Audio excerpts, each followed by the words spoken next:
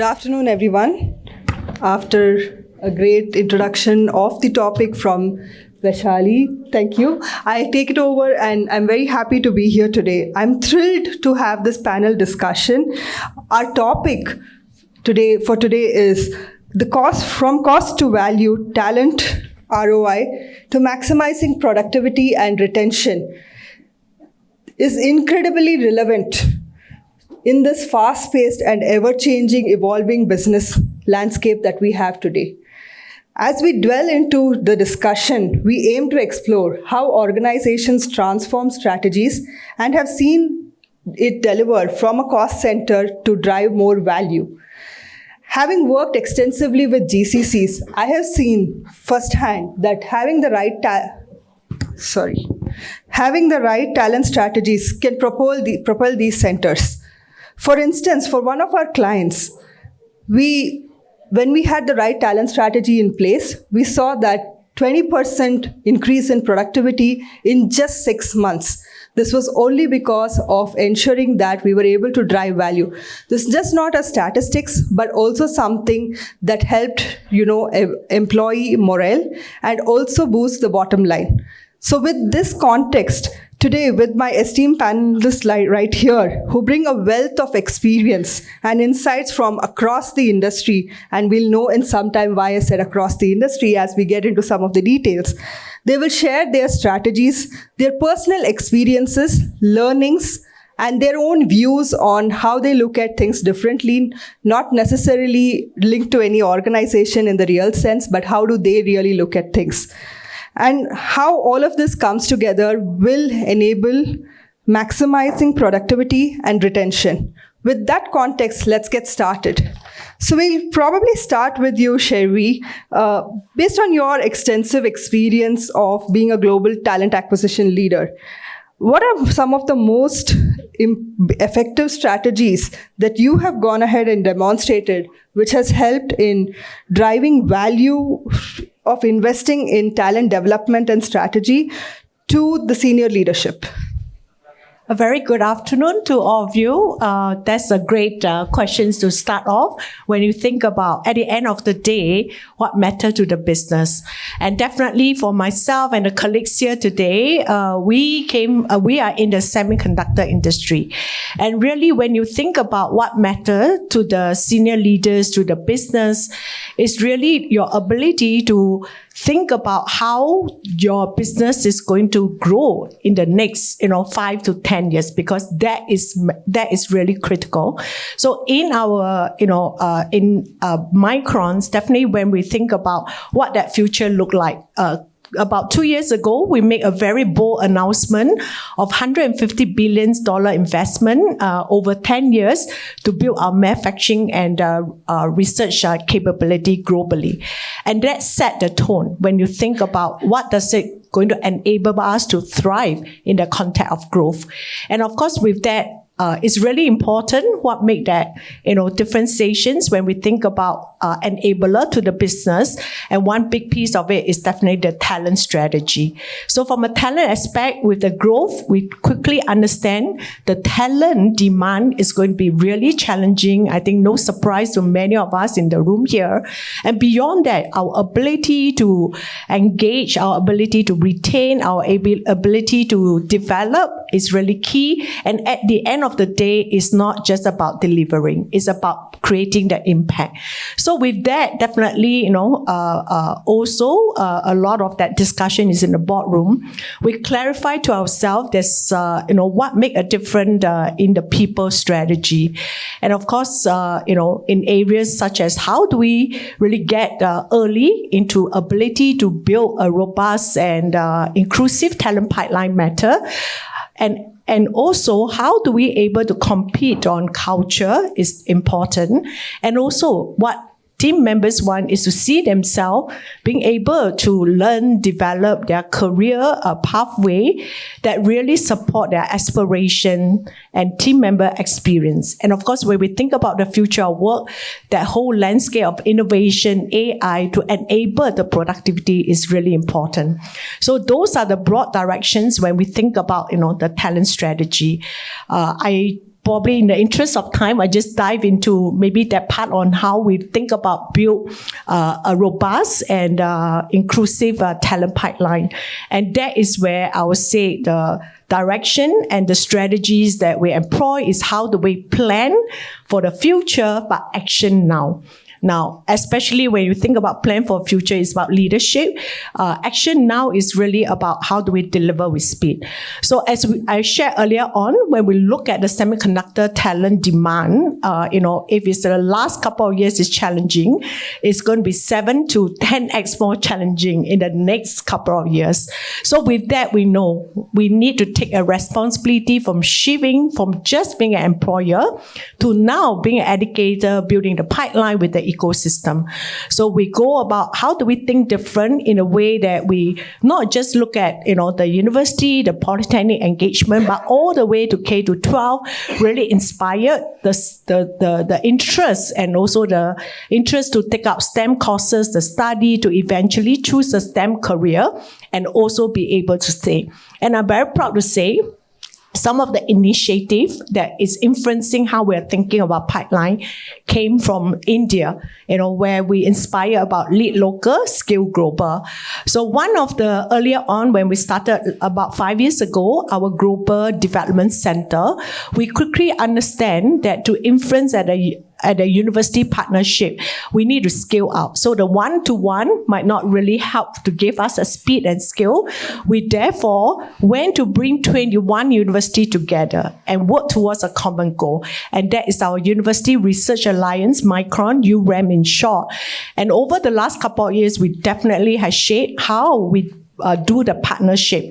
And today that model is scale up global. We have, set up network in the US and that make the difference. So I think beside that, when we think about innovations, what we're also very proud to say is that the early talent that we engage here, they make the difference. As a very young site, today we're more than 300 patents just from India, right? And who is helping to deliver this impact? And many of them is in the early career. So how you position the development, the engagement, really give an environment empowerment that they can thrive and they can also really make a difference in how we shape the technology roadmap. So these are a couple of things that we are actively thinking, and we also know that it's never about one size fit all, and it's never about, this is the way. We're going to continue to understand the talent market, the business growth direction, and continue evolve our strategy. Thank you so much, Shervi, for that. As we all know that, rightly, as Shervi rightly said, one size is not going to fit all. And so is our talent strategy, which is very important. But as we think of talent strategy, what also becomes extremely important is how do we communicate the ROI? So just keeping that in mind, I'll move on to my second panelist here, Deepa. As you being an CHRO in an organization, right, from your experience, how do you think some of the measures can be effectively communicated by the team from an ROI standpoint of their talent initiatives, and also ensure how they continue to, derive measures and share that from a continuous investment standpoint? Hi there. My name is Deepa. It's good to be here. I almost think that there is one step before you start measuring ROI and communicating it. And that is, what are you solving for? If you don't anchor whatever you do, your talent management initiatives, your next steps, if you don't anchor it to your business strategy, to what your business needs solved today and tomorrow, then no conversation will ever land right in terms of measurement and communication. So I'll just go a little deeper here. A few years ago, I was with an organization that was in hyper growth state. And you know what hyper growth means, right? You're onboarding a lot of people, you're growing beyond imagination. And so we were sitting down at the start of the year trying to draw out what our talent management strategy, initiatives, capability development pieces would look like. And the team had solid foundation. So we said we will invest in manager capability, we will invest in culture, we will do IDPs, all the right stuff. But then we realized that as much as we had the funding, because the investment was not the issue, the true investment, which was leaders' mind share, partnership, engagement, was not necessarily there. And it was being seen as an HR agenda. So then we asked the question, how do we flip the story? You flip the story by falling in love with the problem and not with the solutions that you want to take out. And that's where we started. So we started asking the business, so what is it that you really want to drive? When we asked the question, it came down to a couple of things. We want to drive revenue through high customer satisfaction. So how do you do that? You do that by better solution selling, which is what your sales GTM teams will take out. So how do you do better solution selling? And then when you do that, how? You get to the point of what you actually need to invest in. What talent initiatives, what talent management strategies do you need to take? Automatically, your measures of success will fall through as well. If you want to drive revenue, if you want to drive better customer satisfaction, those are your ROIs. That's the story that you need to sell, right? So you do that. The other problem that we encountered was teams wanted higher speed to productivity. So you're onboarding en masse.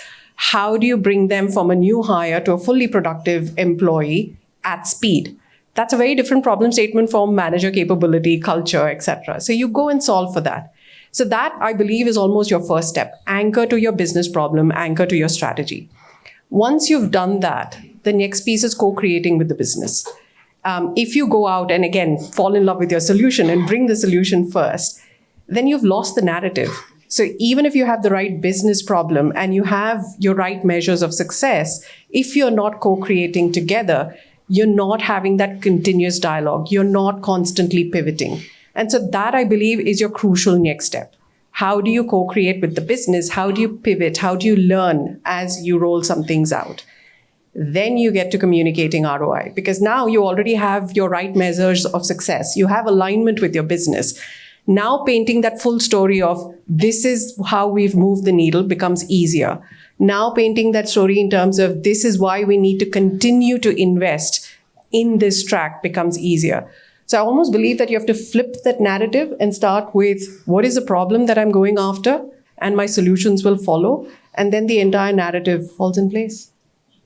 Great. So I guess, like Deepa said, probably it starts with the business problem and the business goals. So with that, Mahi, straight to you. From your experience of being across the board and being in multiple countries as well, what are some of the key elements that defines what successful retention strategy that can help balance both the short-term and the long-term business goals? So I'll start with something that we all experienced recently, India winning the T20 World Cup. So there are different formats. We had one captain, but invariably you'll finding that there are different teams and different captain, and people are talking about different coaches. So, but there's one thing that those who follow cricket will understand, that there is something called class that's permanent and form which is temporary. So some things work across countries. And whether it's short term or long term, certain basic things will remain the same. Now, what needs to change?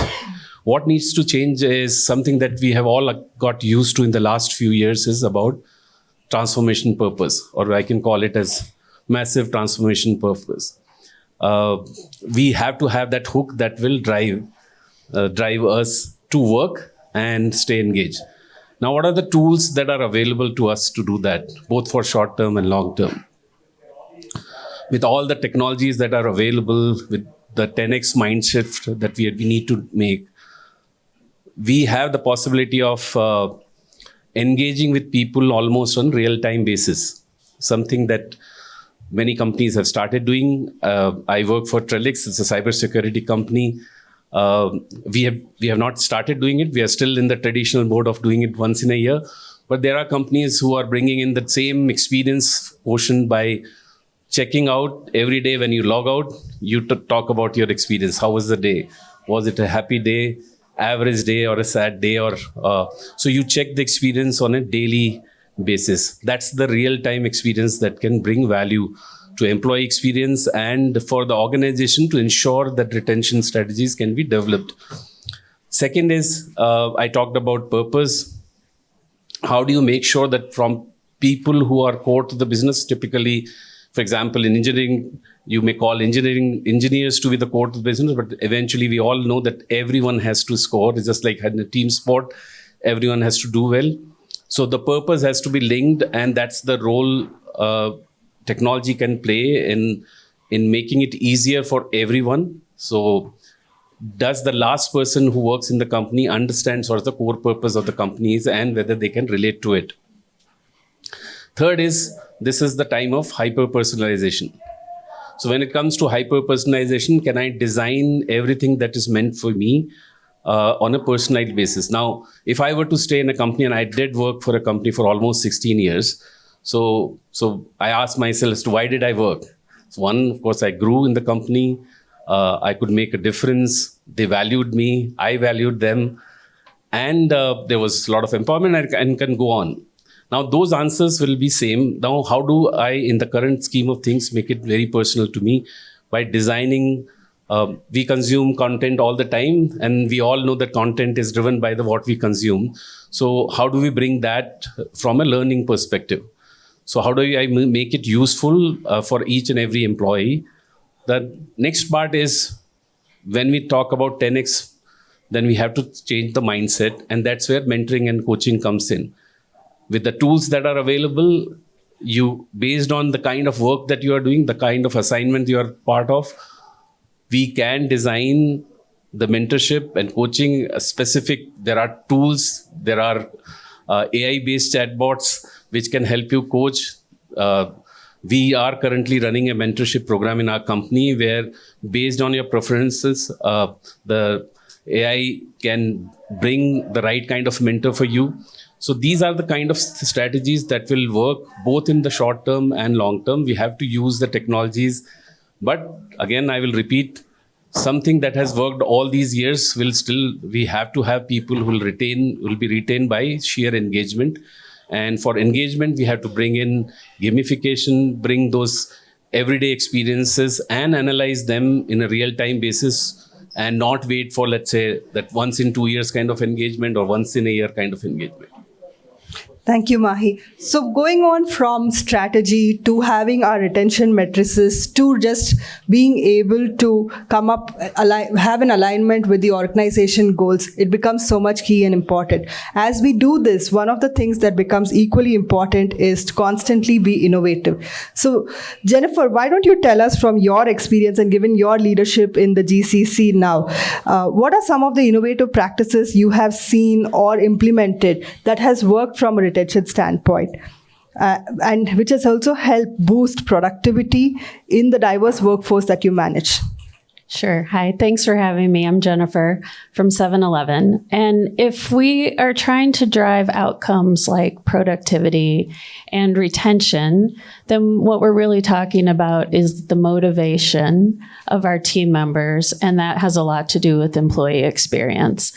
And there's a couple of foundational things that I'll mention that are sort of must-haves first before we talk about motivation. But first, you need to take a look at your leadership team, your frontline managers, and ask yourself, are these leaders people who care about their teams personally and professionally? And do the teams know that and feel that? Are they tailoring their approach to each person's unique needs? Because what works with one person may not work with someone else. And you also, as a leader, have to model that behavior as well, because habits have a blast radius, and we as leaders can be powerful examples to the rest of our team. So, okay, let's say we're good with the leadership team and we're good with the way that they are leading the team. I think then we need to take a look at hiring, our talent acquisition process, and we need to hire people who are already motivated. And I think a lot of times we're interviewing for skill and not for will. And you know the type of people I'm talking about. They have energy. And in the interview, you can feel it. They have energy for the role, for the company, for life even, right? You're hiring somebody with batteries already included. And I'm not talking about extrovert versus introvert, because speaking from personal experience, one can be an introvert with passions. I'm not talking about that. I'm talking about someone who has an enthusiasm for what they're doing. We need to hire for that. So then getting back to motivation, I've talked about this with my team. These aren't my thoughts. This is based on extensive research, but there's 3 things that drive motivation in our team members: autonomy, mastery, and purpose.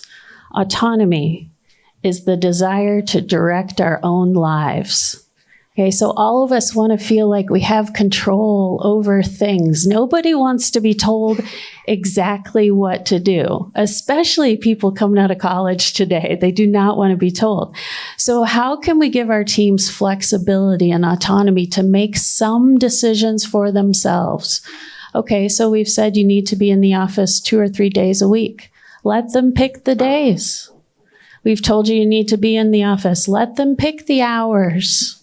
Right? Let them have some decision-making over things going on at work and in their lives. The second one, mastery. The desire to get better and better at something that matters. We all want to feel like we're making progress. We all want to feel like we're growing. And you could say passion is developed for things that you're really good at. I know very few people who are passionate about things they're terrible at. So you get good at something and then you're passionate about it, right? And so it's very important that we're investing in our team and allowing them to grow and progress and to feel that success. And then lastly, and maybe most importantly, is purpose, which is the desire to contribute to something larger than ourselves. And you have to hire for people who are aligned with your purpose. So at 7-Eleven GSC, our purpose is making lives better. And everything we do, that's our North Star, making lives better. And so when our team members are aligned around that and know how their role ties into that purpose, that is motivating. And all of these things brought together, I think, help drive those outcomes of productivity and retention. Great. Thank you so much, Jennifer. I think that brings us to a very interesting point, right, where we are talking about how employee experience with the right amount of passion and compassionate can drive a lot more productivity and therefore result in retention. So with that, I'll probably turn it over to the audience for maybe 1 or 2 questions, depending on if there are any questions. We'll start. Anybody who would like to ask for a question? And to any of our panelists.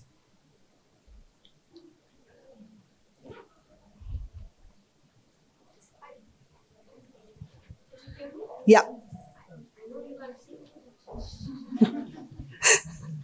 So as GCC leaders and HR leaders, I'm sure in leadership meetings with the engineering heads or technology heads, often this question would come that we built a new team, is it productive? And as HR leaders, you're trying to tell the leaders that we also have to take care of employees, we have to have a better employee experience. So how do you deal with the situation on defining productivity with technology leaders when you're asking them to build a better employee experience?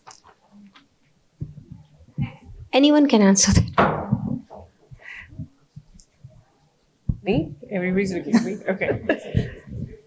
I think I'd start by asking, why should the two be disconnected? I think that's fundamentally where I would start. Productivity does not mean, driving productivity does not mean having disengaged employees. It shouldn't, right? If you go back to what Jennifer just said, if you're able to drive the conversation or the work environment, the culture around autonomy, mastery, purpose, you are unlocking productivity and possibly unlocking discretionary productivity. And you also have highly engaged employees. So the trick is in bringing the two together and having them coexist. The moment you say that it's one or the other, I think we've lost the battle. You have to keep them connected. I completely agree. It cannot be disconnected. But how do you deal with that battle? Do they understand how it's connected? And do the engineering leaders understand how productivity and engagement is? And employee experience is so connected. Is it been easy to explain that? I think that's where going back to one of the earlier questions, how do you explain the ROI or how do you bring the metrics to bear? Right? Okay. Thank you. Thank you so much. Okay. And maybe I just build on what is being shared here. Definitely for us, maybe 90% of our leaders are engineer by training. That's a reality. So therefore, I think it's, tying back, at the end of the day, the organization have a vision. It just doesn't own by just one organization. In the visions that translate to what are the strategic objectives, because at the end of the day, we all want the company to be successful. And of course, that is where when you recognize the strategic objective and at the early stage at these discussions, build in your people strategy. It's part of the equation. It's not the after effect. It's not a sidetrack. So we recognize when we build it in parallel and when we do our strategic roadshow to over 40,000 team members and definitely leaders, they are all part of a factor to success. So I think it's really how you communicate that interlink and also doing it together, helps the leaders themselves to recognize. And I think the other piece of it is it's really important that the technical leader is not just accountable for your technical impact. At the end of the day, you are a people leader. And you own that part of how you want to be able to build an engaged workforce, because only an engaged high-performance workforce, then they will be able to come together to deliver the result. So I totally agree. It's not a standalone, but then how do you bring it to the process so that it's integrated and also drive that ownership? Thank you. Both of you have explained it very beautifully. Thank you so much.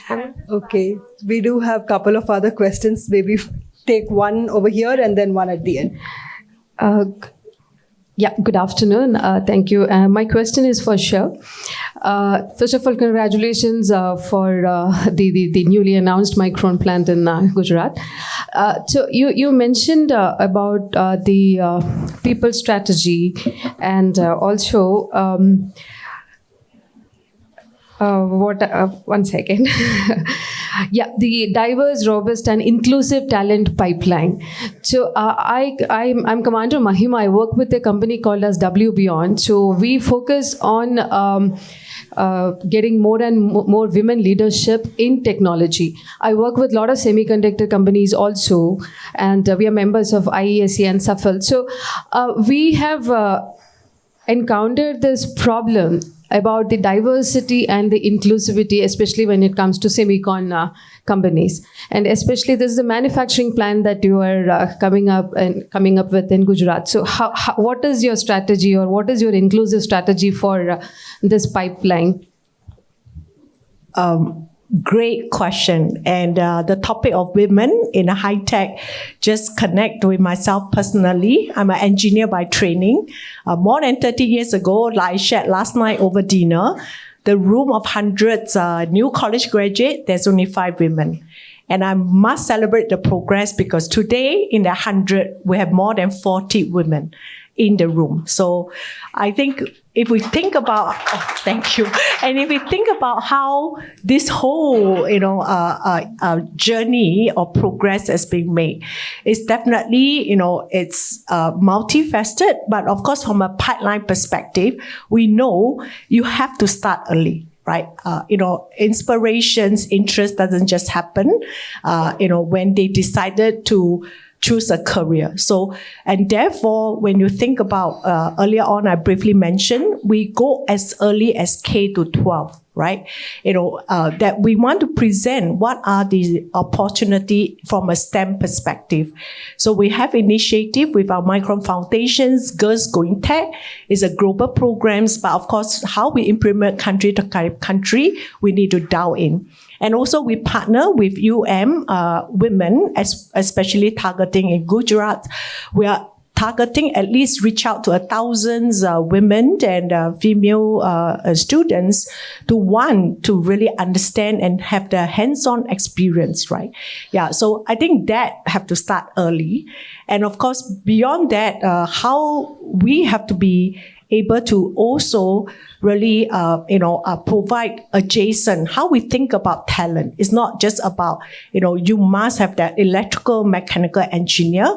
What we need is your ability of, your potential, your power skill, and then where we can come in and close the gap. And that applies to both women and men. And definitely the inclusive culture is so important. And of course, in Microns, we have, women, the Micron Women Leadership Network that really facilitate that, where programs such as Women Innovate. And that's why yesterday we were able to win. One of the recipients for the Women Innovate was from Micron. And I think that is equally important, because once when they get into the industry, they need to see that they are supported, they are being empowered to be successful.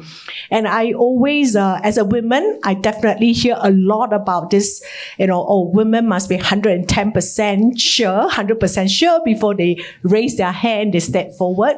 And I just always remind other women and myself, when we say that, we're almost saying that we can't learn. I think it's important to realize that, well, I probably 60%, 50%, but the rest of it, I can learn it. So it's the mindset of how you take the courage to trust your environment, the courage to, experimental, and also your courage to really express, right? Yeah. Thank you. Can I add on? We had one more question at the back, so if I could take that. Sure. Yeah. Thanks. Sorry. If we could have a mic towards the end, please. I am Ashish, who is talking about talent ROI. So one question. There are tools you spoke about, alignment to business strategies, and several other ideas that all of you spoke about. But where does the HR machinery and the people machinery keep on getting it wrong so often that there are mass layoffs? If the ROI is on the track and you're measuring it continuously, then really we shouldn't have these mass layoff situations that we keep on seeing often, right? So where do we get it wrong? So there are two ways to look at it. So you will see the layoffs only in one condition, which is when business is declining. Otherwise, in a growth situation, it's the other way around. You are hiring so many that you end up doing onboarding sessions every day. But to your point, where is the ROI? When business is declining, see, it's like this. And this is a quote that from Peter Drucker, so it's not mine. So it's like this: if my purpose to live is to breathe oxygen, then I don't have to do anything else. No, just keep breathing. That's the life purpose. But that's a very limited view of looking at the life. Now, businesses have to survive. So businesses just don't need people. They also need profit. We may not like it, but that's how a capitalist economy thrives. That's how nations grow. That's how prosperity increases. So when things are growing, obviously the question of ROI doesn't come, because your whole focus is on talent acquisition and growing the people. But when businesses decline, you have to take the hard choices, and that's where the ROI part comes in. Where things go wrong is we all have this habit of, high potential people, and then we celebrate them. But their organizations have to also be managed through critical talent. Now, if we are able to balance that, the core will be there. But that's the harsh reality, that there will be times when business is declining. Ultimately, you have to protect. That's that 80-20 principle. Am I able to take care of 80? And then sometimes that can be even a different proposition. 80-20 still may sounds easy. And those tough calls, that is the time that ROI takes probably a backseat, and you take what is the highest value to the business. And that's where both the critical and the top talent will have to take the business forward. And those are hard calls. That is the time that ROI will be for the future and not the current. Thank you, Mahi. We would have loved to take more questions, but unfortunately we are on time and we do have another panelist. So I would take this opportunity to thank all our panelists for sharing their invaluable insights today. It's evident that your journey of viewing talent as a cost to recognizing it as a critical value driver involves strategic investment and development, robust retention strategies, and culture that embraces continuous learning. In the context of a GCC, we have seen that those who prioritize talent initiatives not only retain their top talent, but also drive innovation and efficiency at unprecedented levels. For instance, a leading tech GCC we worked saw a dramatic decrease in attrition rates and a boost of employee engagement after implementing a comprehensive talent ROI toolkit. This toolkit structured targeted against upskilling programs, leadership development initiatives, and a structured mentorship program. As we move forward, it is clear that leveraging these strategies will be crucial in engineering a 10x future. Thank you all for your participation, and I look forward to seeing how these discussions translate into some of the actionable strategies for your own organizations. And with that, we'll call this a day and have a great day ahead. Thank you.